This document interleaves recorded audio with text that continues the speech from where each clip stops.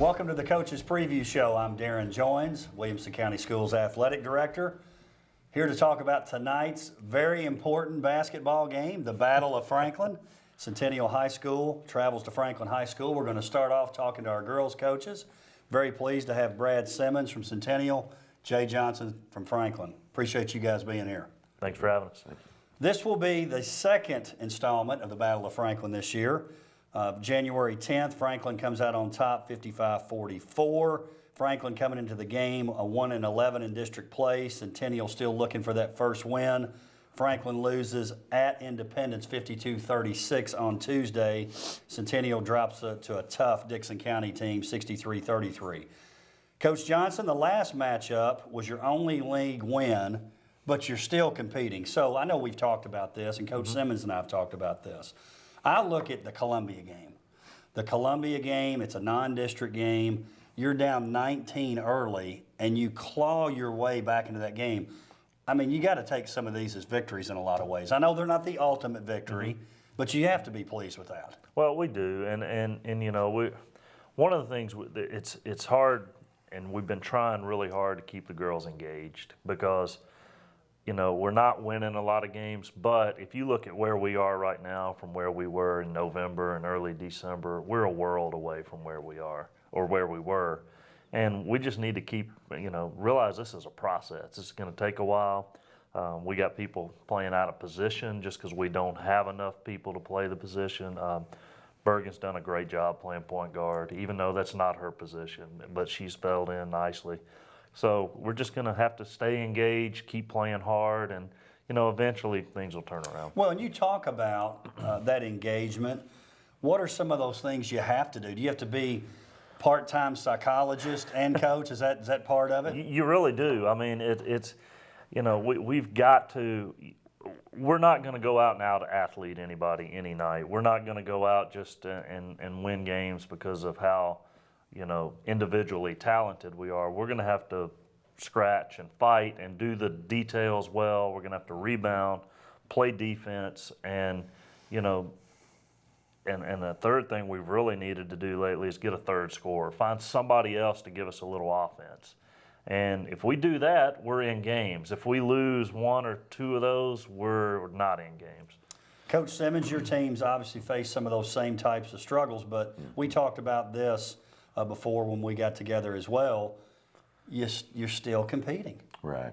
And then, like I said before, I'm so proud of this group because they just continue to fight and they never quit.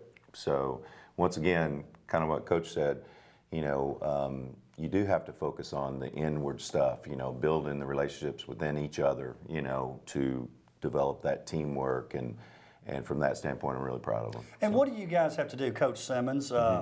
You know, you talk about that engagement. Do you? And I don't want to use the word entertaining, right, but do you have to do some things in practice to maybe make it a little lighter and a little more fun at times? Yeah, and you know that's been a little bit tough on me because I'm a little more serious, you know. However, we've done some fun little things here and there, you know, that I think you're right. I think it does make a difference, you know, especially when you're going through a season as we both are, you know. So yeah, absolutely. You know, we do some fun little games, and they seem to really enjoy it, and you know, it gets their mind off of the season as a whole, you know. Well, and I think both of you guys, when you look at your rosters, obviously you have young teams. I look at that Independence team and think, Coach, we talked about this last time, that could be your teams next year. Do you look at that, Coach Johnson, and say, hey, maybe that's where we could be headed? Not that you're too worried about Independence. You were Tuesday night, but right. But do you look at that and go, maybe that could be us? We do, and I forget, I think it was Paige the other night after we played them. You know, I said, you know, I told our girls, I said, they're young too. I mean, those girls, those guards are sophomores and juniors are going to be back. I said, but here's the difference. They've all played a year or two.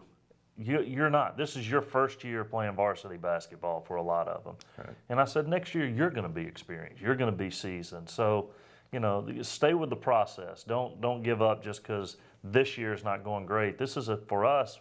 with the big sophomore class, it's a 2 and a 3 year process. Well, and Coach Simmons, you've got the same thing with your sophomore class. Absolutely. Obviously, Sheridan Foster leading the way, but you've got some other sophomores that have been big to your team as well. Sure, absolutely, yeah. You know, as we mentioned before, you know, I start 4 sophomores, 1 senior, and so absolutely, yeah, they're coming along, you know. And as coaches, you know, we want that process to be faster, Yeah. but unfortunately in basketball it just takes time, you know. And as Coach mentioned, you have to be patient through that time, you know. Coach Johnson, that Centennial game on January 10th was your lone district win. Something else that stood out to me, and you know, Centennial's been playing a lot better defense. Coach Simmons and I talked about that, how they've improved on the defensive end. The only game you've scored in the 50s. So what are some of those challenges? You talked about 3 people being in double figures, but I think it really does show up. You were talking about you had a little stretch there in the Independence game where you're down 2 or 4 at the end of the half. You end up taking a shot that was maybe ill-advised. Those things really stand out in your memory more when you're having a tough time scoring. It does, and again, it goes back to inexperience. Just people not having the experience of being out there in a varsity game and realizing what we want at that time. But again, we've matured quite a bit. I mean, back in December, early December, we couldn't get through anybody's press. Now we've been pressed by the top teams in the league, and the press doesn't give us trouble. We can go through the press, and you know, we actually chased Brentwood out of the press the other night because we got layups out of it. So, you know, we're growing, but we just got to keep focus on the big picture and not just what's going to happen over the next 3 weeks. Coach Johnson, also with your team, you've got to be excited about this. Starting tonight, you have a stretch of 3 home games, so that's got to feel good to be at home. It does. It seems like the month of January where there was a lot of long rides to Dixon and you know, places like that. So it'll be good to get back in home. The only negative about playing a home game, and Coach probably knows about this, is you got to set up for it. There you go. Hey, but listen, you guys are going to get out of there early. There you go. Because on Friday nights, you're going to There be you go. joining me for our Rivalry Friday show at Kings Bowl. So you have an excuse to take off. There you go. Let Coach Tigert and Coach Hickman take care of it. There Right? you go. definitely. Exactly right. Yeah. Coach Simmons, like Franklin, at times your team has maybe struggled to score too. Sure. Talk about trying to get some other young ladies to step up and score. Yeah, and you know, once again, it's a matter of, you know, kind of where we're at is we have to improve passing. You know, we seem to struggle being able to hit people when they're open. You know, and they're ready to shoot the ball. So that's kind of a process. You know, a long process. But some of our post players, you know, they can step up and score some points if we can get it into them. You know, I think you know, it's got to be a team effort. I mean, there's not one individual needs to score, you know, step up. I think everybody needs to step up. So, Coach Simmons, you bring something up that I've always sort of thought. Maybe you're confirming that I at least knew something on this. I think the best scoring teams sometimes are the best passing teams. absolutely, absolutely. I mean, that's kind of where we're at. We struggle with passing, and if you can't hit somebody when they're open, when they're ready to shoot the ball, it's hard to score. It is. It's just really difficult to score. So. And Coach Johnson mentioned Brentwood's team. I watched that Brentwood Page girls game on Tuesday night, and to me, they're fairly evenly matched. This is no knock on Page at all. To me, when I watch them, the difference is Brentwood makes the extra pass better than any team I've watched this year, boys or girls. Do you agree with that, Coach? Yeah, I agree. And there's so much truth to what Coach just said. We struggle passing the ball, and you know, you think back and from the years of coaching boys, one of the best passing teams you played against was Dennis King. Yeah. And his kids could always pass the basketball. That's why they were so good. Let's take a look at the district standings. Obviously, a lot of basketball still left to play. Looking like Brentwood and Page, they've sort of distanced themselves as the top 2 teams. Then you're looking Indy, Dixon, Ravenwood, Summit kind of piled up. Something I noticed, and Coach Johnson, I want you to speak to this.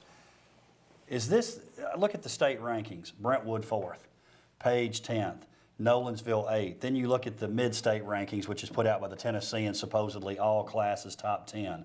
Those 3 teams all in the mid-state rankings.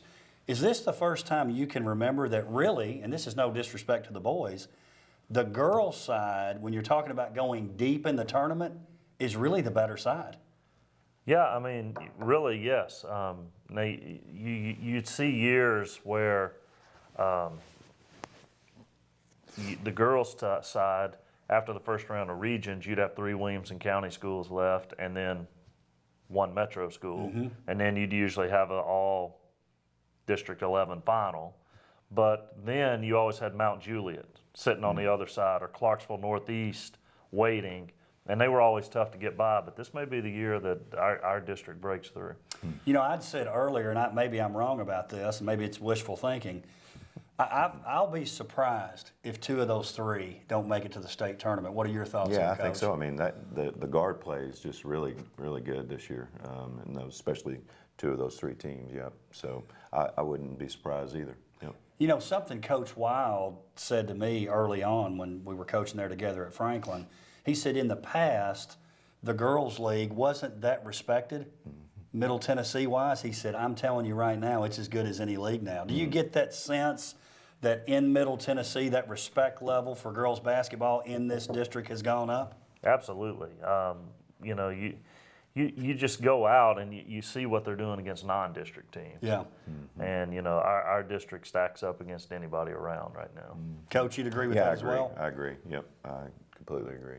Yep. Let's talk a little bit more about tonight's game. So, Coach Johnson, regardless of record, even though you guys are in a similar position, and by the way, both obviously playing each other tonight, and Spring Hill left, you got to feel pretty good, both of you, that you're looking at some games. Not that you don't think you're going to win these other games, but let's face it, when you take on Page High Schools and the Brentwood High Schools and the Dixon County, those are going to be tough games for your teams. They just are. Where you're looking at a stretch here where you're saying, hey, we're feeling like we can win a couple of these games. So not only that, but Coach, I know you've been here a long time as a coach and a player, and now coaching again. The Battle of Franklin's got to be something special too, though, which you add to this game. Oh, it is definitely, and it was always one of the most fun atmospheres to ever coach in. I mean, it goes back to Gary Waller and Brian Kelly going at it, Cody Waddy antagonizing Coach Kelly and those things. But no, there is, you know, so far this year, I would say that game earlier back in January was the best atmosphere we played in this season. Coach Simmons, also it's a WCTV Game of the Week, so hopefully that adds to the excitement. And would you agree with this, that when it comes to this game, students show up a little earlier, the chants are a little better, they're into it a little more? Yeah, and our girls seem to be really excited to get after it. Yeah. So I think it's going to be fun. I look forward to it. Yeah. Well, I appreciate you guys spending some time with me. I know you're busy getting ready for the game. Look forward to seeing you after the game tonight for our show at Kings Bowl. Good luck to both of you. We'll be right back to talk to the boys' coaches. You know the most important lesson you can teach your kids about playing sports is concussion signs and symptoms. After a hit to the head, if they have any concussion signs like blurred vision or headache, they need to stay out of play until they're checked by a healthcare professional. Play safe when it comes to concussion. When in doubt, sit them out. To learn more, go to cdc.gov/concussion. This is the other thing you can teach them. Comes in handy. Welcome back to the Coaches Preview Show. We're talking about tonight's Battle of Franklin basketball game, Centennial High School at Franklin High School. We got Tyler Hickman of Centennial with us, Jason Tigert of Franklin. Gentlemen, appreciate you being here. Yeah, thanks for having us. This is a big game, obviously, being the Battle of Franklin. I mean, that throw out the records, whatever, but because you guys are really near each other in the standings, it's got to make it extra special. If you go back to the game in January, which Coach Tigert likes to remember, but Coach Hickman doesn't, Franklin came out on top 64-40, and Coach Tigert on that particular night, and you and I have talked about this some, the up and down shooting maybe. Yeah. You would talk about shot selection probably because No doubt. it's making it up and down. That's a night your team really shot well. Yeah, shot it really well, shared the basketball, and it fortunately worked out in our favor. And, that's something we've really focused on, and I think we're continuing to improve, and teammates are trusting one another, and so we'll have to have that type of effort to be successful Friday night. Coach Hickman, and don't give me coach speak here. I know you won't. He's a pretty upfront guy like you are, Coach Tigert. It has to be a little extra motivation because of what happened last time. It has to be. Yeah, absolutely. I mean, you get blown out of the water in your own place. What are you gonna say? I thought obviously they played really well. I thought we were obviously not very good, and that's part of it. It's part of the ups and downs of the seasons. Part of growing up in front of during the season. Again, we kind of talked about it. Come out in a white suit, it's a little hype. You get blown out, white suit's probably not coming back out. But, I think, this game's always a big game. So when it comes to Centennial Franklin, you're going to have, it's a big game regardless. So. Well, and I think maybe, like you said, you have those games in the year where you play really, really well and maybe it surprises you, and you don't play so well and maybe it surprises you. I still think this is a great matchup. In fact, it was one for me I was kind of looking at going, okay, I'm interested to see how these two teams match up because I think it is such a great matchup.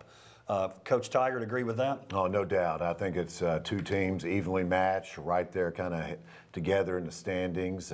Both of us have had our ups and downs, and that just happened to be one of those nights where we played extremely well, and we caught Centennial on a night that they probably underperformed. But it's going to be exciting. We came out top and we're fortunate, but the atmosphere for that game is absolutely incredible, and that's why I came to Franklin, so I could play in these types of games, and it should be fun. Yeah, it's going to be pretty special. Let's talk a little bit more about the Rebels. Franklin, after Tuesday nights, I'm not misstating this, triple overtime thriller at Independence. You're now 6-6 in the district. 15-8 overall, sitting in 5th place, one game behind Centennial. Coach, it was kind of a get-well game maybe, not that Columbia wasn't good, they're a good team, but in terms of your team psyche, play really well at Columbia last Thursday, and then Friday you're off. That rest had to be nice. Oh, it was real nice, and you need every bit of that for a triple overtime game. But we had a great practice on Friday. Came in, had a good shooting session Sunday, and another good practice on Monday. So, I feel like we're really moving in the right direction. Like I said, kids are really starting to trust one another, and if we can continue string together good practices, then you give yourself the best chance to win a game, and that's what we're doing right now. And Coach, I know, and we'll talk about Reed Kemp and his performance on Tuesday night here, but in talking to you and knowing you for several years, guys like Taylor Spirito. Oh, man. You love those guys, yes. Right? Aiden Smiley. Yes. Obviously, they show up in the stats a little bit. Taylor gets 10 points the other night against Independence. Let's face it. People are saying, Taylor, shoot it, and he's stepping up and making them. But talk about what he's meant to your team, Taylor and Aiden. Well, let's talk about Taylor in the shooting.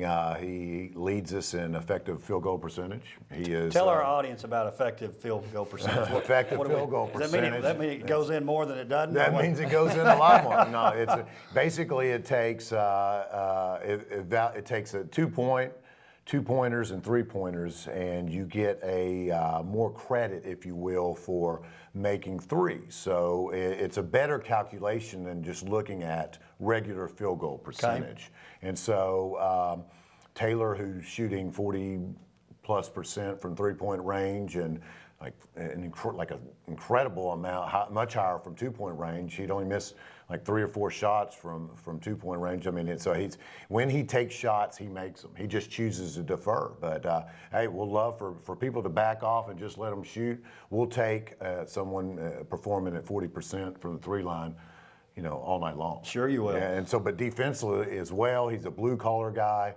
that tends to draw the best offensive player for our opponents, and so he's a true teammate that's willing to do whatever it takes to help the team win, and you can't have enough of those kind of guys.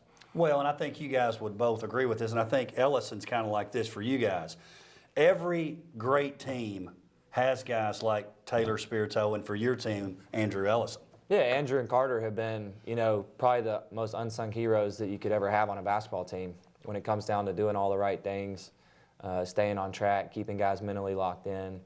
They don't get the recognition that maybe our 3 guards have gotten over the course of the year. But I can tell you that those guys have meant everything to our program for sure. Coach Tigert, talk about Reed Kemp in that game Tuesday night.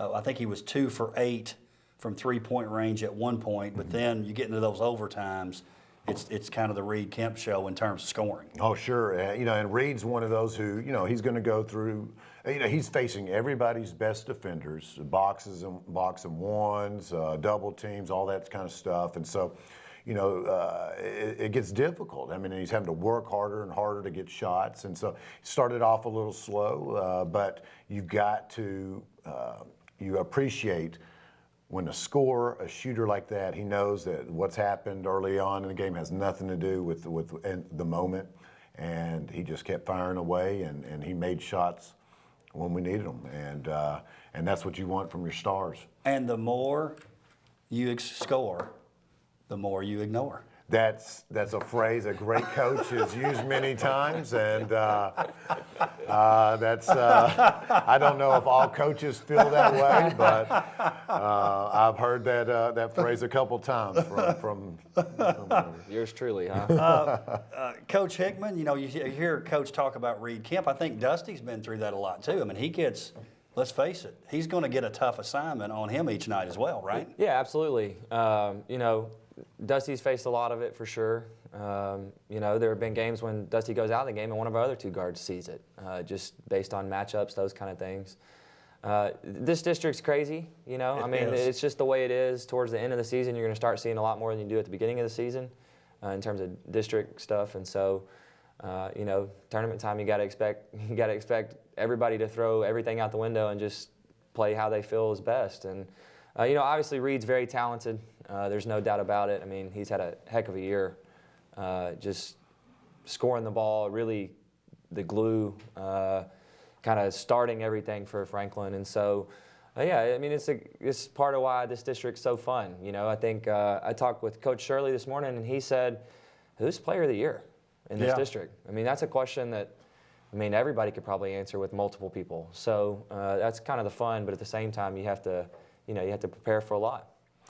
Another thing on Reed Kemp, I think, he's one that wants to be an all-around, performer. And I think he's had his best two games defensively these last two. I think he's really, really been locking in on that end. And, sometimes that gets lost with all the scoring numbers and this and that.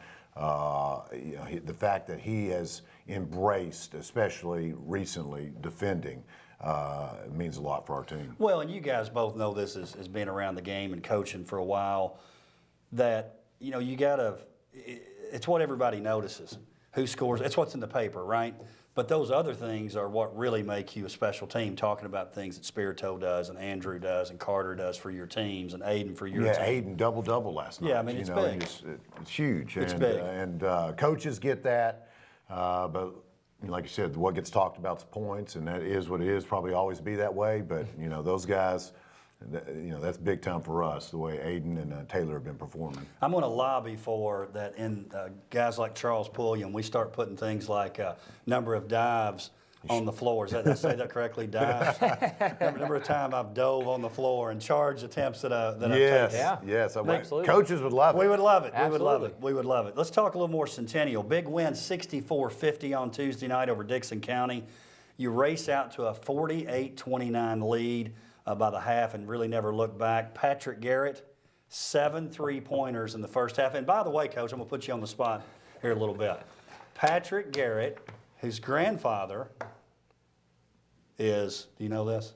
Go for it. Jerry Brannon, who took Franklin to 3 state tournaments back in the early 60s. Yeah. Did you know that, Coach I did. Tigert? I did not. A little Williamson. I like that. I love that. I'm a history guy.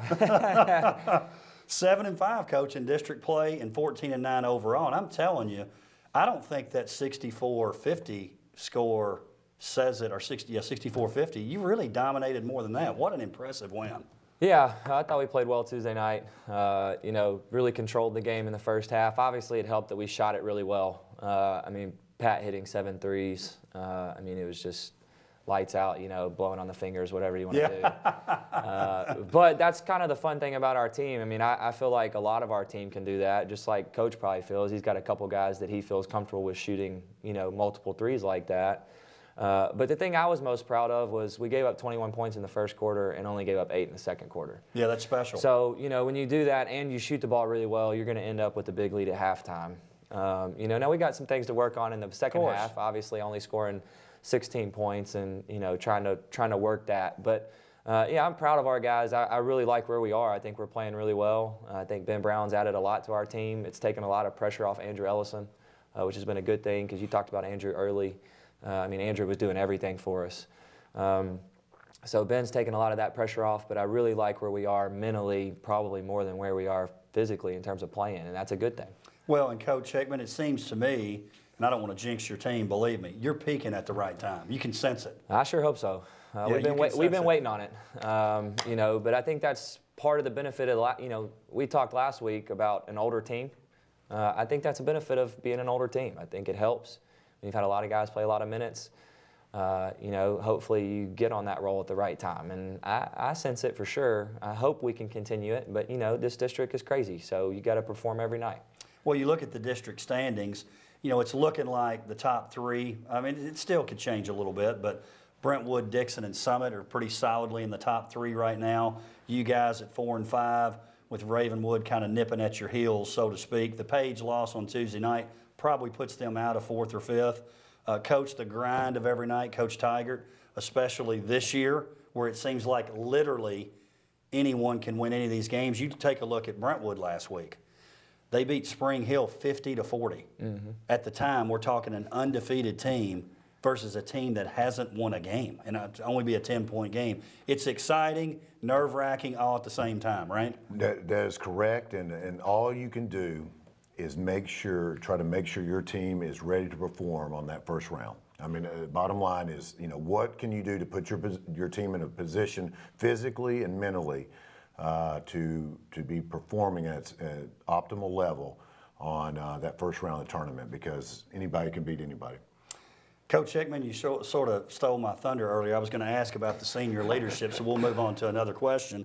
Coach did mention that I had the powder blue or the baby blue on today, Coach Tigert. That was not on purpose, but maybe I was subconsciously trying to show people that I am not a Franklin homer. I don't get that feel at all. I don't know why people would be saying that. Yeah. What do you think, Coach Hickman? Oh, I think it looks good on you. I did not expect to walk in and see baby blue, but maybe it's a sign of hopefully things to come for us. Let's talk about tonight's game in our last couple of minutes here. Coach Tigert, Battle of Franklin, your second time as head coach. Obviously, you've coached in this district for a while, but the second Battle of Franklin. What are some keys for your team tonight? Share the basketball, lock in on shooters, limit them to one opportunity. You know, rebound the ball when they do miss. You know, things aren't real complicated. We try to make things complicated, but I feel like if we share the basketball, get the ball moving, provides us an opportunity to get a better look, and then you got to get stops on the defensive end and rebound the basketball. That combination usually leads to success for the Rebels. Coach Hickman, how about the Cougars? Well, you know, first and foremost, we hope it's a great environment. I expect a great environment. I hope our students show up tonight in droves, as I know their fans will for sure. But I think, you know, obviously we have to be able to guard a flat ball screen, right, Coach? No, I mean, you know, I think everything started with Reed last game. So for us, you know, a lot of focus there. But as Coach and I have talked before, I mean, Aiden and Spirito obviously are huge keys for their team, and Thurman's playing well, and you can't count Mason out because he's a big body down there that plays really well in the post. So, you know, for us, it's probably about taking care of the basketball, taking good shots, better shots than obviously the last time we played them. But then rebounding as well. I mean, they got a big group, and, you know, just staying solid. I like where we are, but, you know, tonight's going to be a battle. By the way, before we leave here, I forgot to mention this earlier, and Coach Johnson's off on the side here watching what's going on. Coach, I needed to tell you, my dad, who is a big-time fan of this show for probably obvious reasons, and my mom, they're one of the 3 viewers, and my sister each week. He said, make sure you tell Coach Johnson, I think coaching's good for him. He looked really good when he was here on the set a couple of weeks ago. So he's looking fresh, looking like he's excited about coaching again. Gentlemen, I appreciate you guys being here. I know it's a big game tonight, and you've got a lot to do, so I do appreciate you taking time out of your busy schedule. Thank you. Absolutely. Thank you for having us. We'll see you next time for the Coach's Preview Show.